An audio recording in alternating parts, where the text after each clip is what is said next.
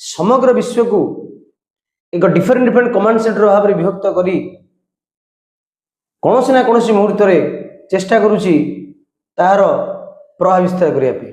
बंधुगण जदि आम विश्व मानचित्र को जीवा तो देखा अमेरिका यूनाइटेड स्टेट अमेरिका समग्र विश्व जतक देश रहिले जानी 192 देश अच्छी जैक यूनाइटेड नेशन रिकग्नाइज देती तो 192 सहित 200 अधिक देश रही समग्र विश्व में। तेणु प्रत्येक देश उपरे अमेरिकार नजर रही है। तेणु से समग्र विश्व को डिफरेंट कमांड विभक्त करपरी western command, eastern command, south command, north command and central command. तो से सेंट्रल कमांड वर्तमान समय गुरुत्व वहन करुच्ची जहाँकि सेंट्रल कमांड भितर जाऊँगी सेंट्रल ईस्ट एवं मिडिल ईस्ट कंट्री।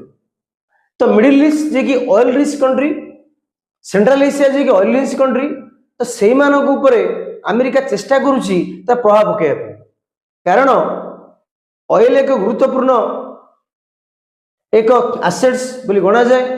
तो अमेरिका कल बड़े कौन से चेष्टा करुच्ची ए मिडिल ईस्ट को इन्स्टाब्लिश करी अस्थिरता करी तार ने स्वार्थ पूर्ण कर। मैं जानीचे किपरि वेनेजुएला को आक्रमण करी अमेरिका तार राष्ट्रपति को बंदी करी आनी रखी अमेरिका रे ता सहित चेष्टा करुच्ची क्यूबा पर अटैक करने एवं ईरान सहित तार कंप्लीट जारी रही।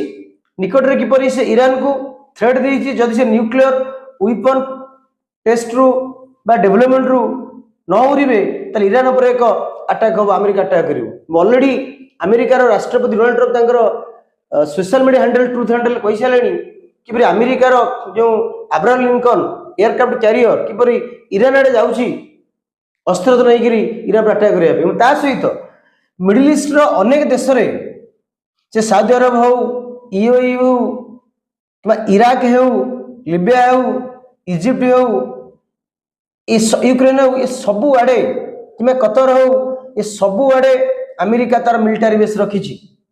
तो जेहेतु मिलिटारी बेस रखी तो सहज होन्न को प्रेसराइज रखापे किंतु ये सेंट्रल एशिया बहुत दूर रे अमेरिका सेंट्रल एशिया बहुत दूर निजर स्थिति किंतु तार ये जो कमांड सिस्टम रखी अमेरिका से कमांड सिस्टम माध्यम अमेरिका चाहूँगी समग्र विश्व को तार मिलिटारी शक्ति द्वारा प्रभावित करने प्रेसराइज रखा।